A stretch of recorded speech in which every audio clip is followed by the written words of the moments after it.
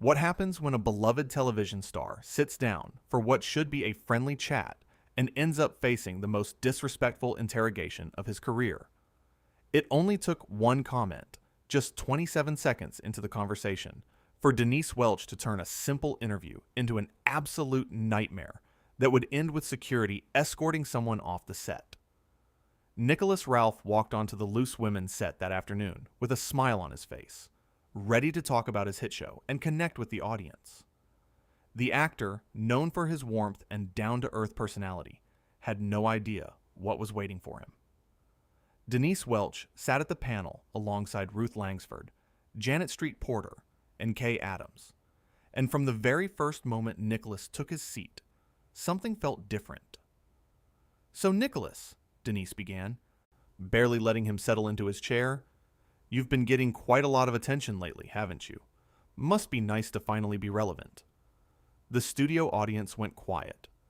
Ruth Langsford shifted uncomfortably in her seat. Nicholas laughed it off, clearly trying to be gracious.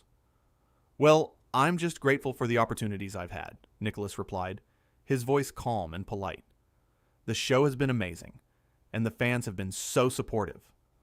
"Supportive," Denise repeated, her tone dripping with something that didn't sound like friendliness. "Is that what we're calling it now? Because from what I've seen, you've got a very specific type of fan, don't you? Mostly young girls who don't know any better." Janet Street. Porter's eyes widened. Kay Adams looked down at her notes, clearly uncomfortable, and Ruth tried to jump in. "Denise, I think what Nicholas is trying to say is—" "I know what he's trying to say, Ruth," Denise cut her off. "I'm just wondering if he knows what he's actually doing. See, Nicholas, I've been in this industry for decades. Decades. And I can spot someone riding a wave of hype from a mile away." Nicholas's smile faltered. He took a breath, still trying to maintain his composure. "I appreciate your perspective, Denise, but I work really hard at what I do. The role means a lot to me, and I take it seriously." "Oh, you take it seriously," Denise mocked. "That's precious. Tell me something. Do you actually have any training? Or did they just pick you because you have a nice face?" The audience gasped. Ruth Langsford actually put her hand over her mouth. Janet Street Porter leaned back in her chair, and watching the car crash unfold, Kay Adams tried to intervene. "I think we should talk about the new season," Kay said, forcing brightness into her voice. "Nicholas, what can fans expect from—" No, I want to hear this," Denise interrupted again. "I want to hear about his process, his craft. Because from what I've seen, and I have watched the show, there's not much there. A lot of smoldering looks and walking around fields. But actual acting? I'm not seeing it." Nicholas's jaw tightened. His hands gripped the armrests of his chair, but his voice remained steady. "Denise, I'm not sure what I've done to upset you, but I came here today to have a conversation, not to be attacked." "Attacked?" Denise laughed, a sharp, cutting sound. "This is not an attack, darling. This is me being honest. This is me asking the questions that everyone else is too polite to ask. You're on a show that's riding on nostalgia and pretty faces, and you happen to have one of those faces. That's it. That's the whole thing." Ruth Langsford finally found her voice, stronger this time. "Denise, that's really unfair. Nicholas has been nominated for awards. The show has critical acclaim." "Oh, Ruth, please," Denise waved her hand dismissively. "Awards don't mean anything anymore. They'll nominate anyone these days. I'm talking about real talent, real presence, and I'm sorry, but I'm just not seeing it with him." Nicholas sat up straighter. The kindness in his eyes was hardening into something else. "You know what, Denise? I've tried to be respectful. I've tried to take your comments in stride, but you don't know me. You don't know how hard I've worked to get here. You don't know the years of training, the rejections, the late nights learning lines, the dedication it takes to bring a character to life." "Oh, here we go," Denise rolled her eyes. "The struggling actor speech. We've all heard it before." "Let him finish," Janet Street Porter said suddenly, her voice sharp. It was the first time she'd spoken since the exchange began, and even Denise seemed momentarily surprised. Nicholas continued, his voice growing stronger. I didn't come from money. I didn't have connections. Everything I have, I've earned. And yes, I'm proud of that. I'm proud of the show. I'm proud of the work we do. And I'm proud of the fans who support us, who you just insulted by calling them young girls who don't know any better. Well, they don't, Denise shot back. They're infatuated with a fantasy. They see you on screen playing a character, and they think that's who you are. They don't see reality. And what's reality according to you? Nicholas asked, his voice quiet but intense. Someone who tears down a guest on live television? Someone who uses their platform to belittle someone instead of having an actual conversation? The studio had gone completely silent. Every single person was locked into this confrontation. Ruth Langsford looked like she wanted to crawl under the table. Kay Adams was frozen. Janet Street Porter was watching Denise with an expression that might have been satisfaction. I use my platform to speak truth, Denise said, her voice rising. I'm not going to sit here and blow smoke at you just because you're the flavor of the month. In 6 months, nobody will remember your name. That may be true, Nicholas said, standing up now.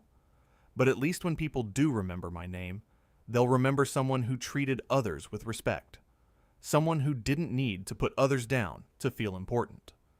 Sit down, Denise commanded. We're not done here. Actually, we are, Nicholas said, removing his microphone. I came here in good faith. I came here to talk about something I love, something I've poured my heart into. But I'm not going to sit here and be disrespected. I'm not going to let you turn this into some kind of power play where you get to feel superior by tearing me apart. You're being ridiculous, Denise said, but there was something in her voice now, a slight edge of panic as she realized this was spiraling beyond her control. This is just a conversation. This is what we do on this show. We're honest. There's a difference between honesty and cruelty, Nicholas said. And you crossed that line about 5 minutes ago. Ruth Langsford finally managed to speak. Nicholas, please, maybe we can just take a breath and... Ruth, with all respect to you, I can't, Nicholas said, and his voice was gentle when he addressed her. I appreciate you trying to smooth this over, but some things can't be smoothed over. I won't sit here and pretend this is okay. Denise stood up now too, her face flushed. You can't just walk off a live show. That's not how this works. You signed up for this. I signed up for an interview, Nicholas countered. Not a character assassination. There's a difference. Oh, please, Denise scoffed. You're being oversensitive. If you can't handle a little criticism, maybe you're in the wrong business. A little criticism? Nicholas's voice rose for the first time. You've done nothing but insult me, my work, my fans, and my integrity since the moment I sat down. You questioned my talent, my training, my worth as an actor, and you did it with a smile on your face, like it was all just good fun. That's not criticism. That's bullying. The word hung in the air like a bomb. Janet Street Porter nodded slowly. Kay Adams looked at Denise with something like disappointment. Ruth Langsford seemed on the verge of tears. How dare you, Denise said, her voice shaking with anger. I have been nothing but professional. Professional? Nicholas actually laughed, a bitter sound. You ambushed me. From the very first question, this was a setup. You had no intention of having a real conversation. You wanted to make me look small so you could look big. That's not true, Denise insisted, but her voice lacked conviction. Then why? Nicholas asked, and now his voice was just tired. Why did you do this? What did I ever do to you? I've never met you before today. I've never said a word about you. So why? Denise opened her mouth, then closed it. For the first time in the entire exchange, she seemed at a loss for words. That's what I thought, Nicholas said softly. There's no reason. You just decided I was an easy target. Nicholas, Kay Adams said gently, maybe we could start over.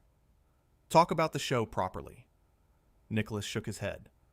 I appreciate that, Kay. I really do. But I can't. My mom is watching this. My family, my friends, people who supported me when I had nothing.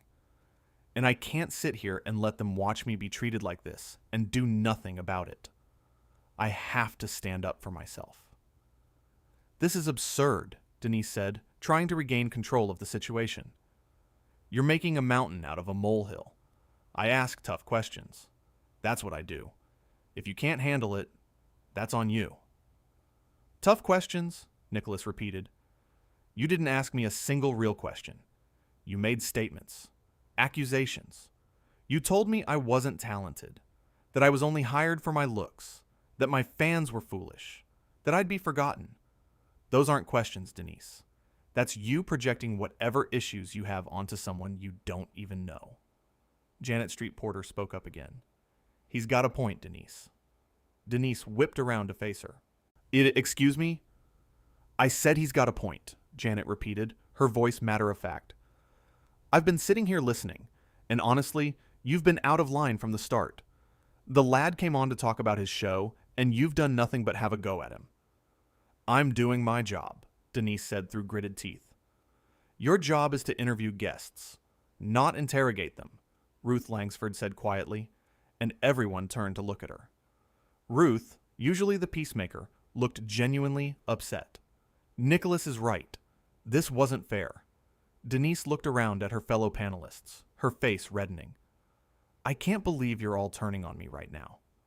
We're not turning on you, Kay said carefully.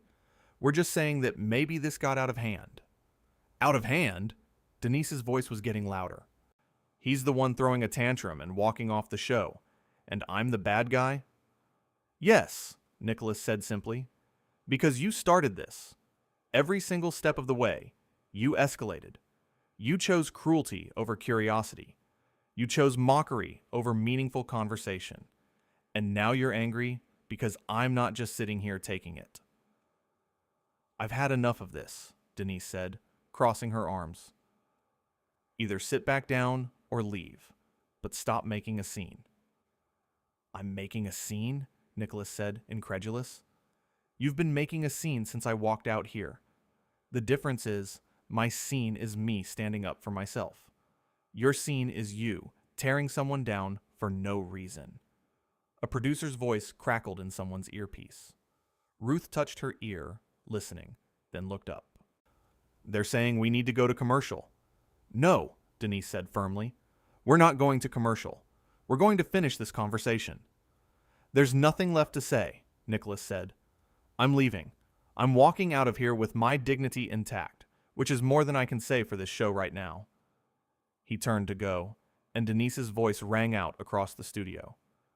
If you walk out that door, you'll never work in this town again. I'll make sure of it. Nicholas stopped. Slowly, he turned back around. The look on his face was one of complete disbelief. Did you really just say that? The other panelists looked horrified. Ruth had her hand over her mouth again. Janet was shaking her head. Kay looked like she might be sick. I mean it, Denise said, doubling down. You don't disrespect me on my show and just walk away. Your show? Janet interjected. It's not your show, Denise. It's all of ours. Stay out of this, Janet, Denise snapped. No, I don't think I will, Janet said, standing up now too. Because you've gone too far. Threatening someone's career because they won't let you bully them? That's beyond the pale, even for you. I'm not bullying anyone, Denise shouted. Then what do you call this? Nicholas asked, his voice eerily calm. What do you call attacking someone's talent, their worth, their fans, and then threatening their livelihood when they defend themselves? If that's not bullying, what is it? Denise's mouth opened and closed like a fish. She looked around at the studio audience, at her fellow panelists, at the cameras. and seemed to realize for the first time how this looked.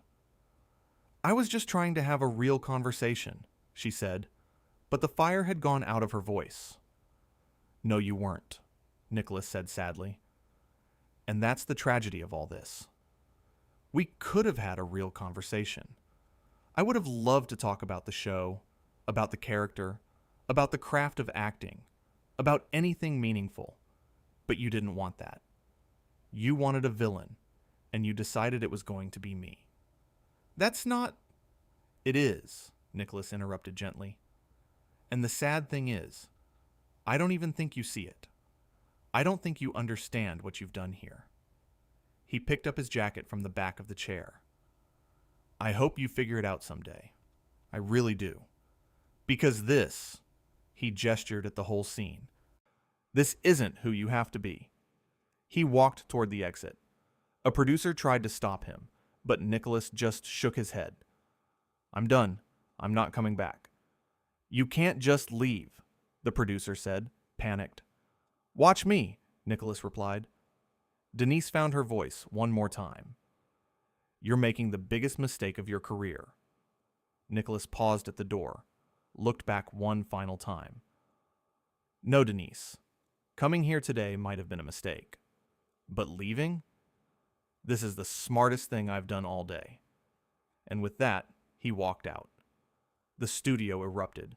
The audience was buzzing. Ruth Langsford had tears in her eyes.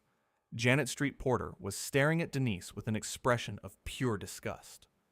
Kay Adams was frantically signaling to the producers. Denise stood there, alone in the center of the chaos she'd created, finally understanding that she'd pushed too far. But by then, it was too late. Nicholas Ralph was gone, the door swinging shut behind him, and the Loose Women panel was left in complete disarray. The cameras kept rolling, capturing every second of the aftermath. Ruth tried to speak, but couldn't find the words. Janet gathered her notes and stood up. "I'm not doing this," Janet said to the producers. "We need a break. Now." Denise finally sat down, her face pale. "I didn't mean for this to happen." "Then what did you mean?" Kay asked, her voice tight. "What exactly were you trying to accomplish?" "I was just asking questions," Denise said weakly. "No, you weren't," Ruth said, and there was steel in her voice that none of them had heard before. "You were on the attack from the moment he sat down. We all saw it. The audience saw it. The whole country saw it." "He was too sensitive," Denise tried. "He was human," Janet corrected. "He was a human being who came here expecting basic respect, and instead he got ambushed by someone who should have known better." The producers were in full panic mode now, rushing around, trying to figure out how to salvage the show. But there was no salvaging this. The damage was done. Denise looked at the empty chair where Nicholas had been sitting just minutes before. The chair that should have held a friendly guest having a pleasant conversation about his work. Instead, it held nothing but the ghost of an interview gone horribly, catastrophically wrong. "I really didn't mean for this to happen," she said again, quieter this time. But it didn't matter what she meant. What mattered was what she'd done. And what she'd done was drive away a guest, alienate her fellow panelists, and create one of the most uncomfortable moments in the show's history. All because she couldn't resist the urge to tear someone down instead of building them up. The studio lights felt harsher now, exposing everything. There was nowhere to hide from what had just transpired. No way to rewind and do it differently. No way to take back the words that had been said or the hurt that had been inflicted. Ruth reached over and squeezed Kay's hand. Janet stood with her arms crossed, still shaking her head, and Denise sat there, finally silent, finally understanding the cost of her cruelty.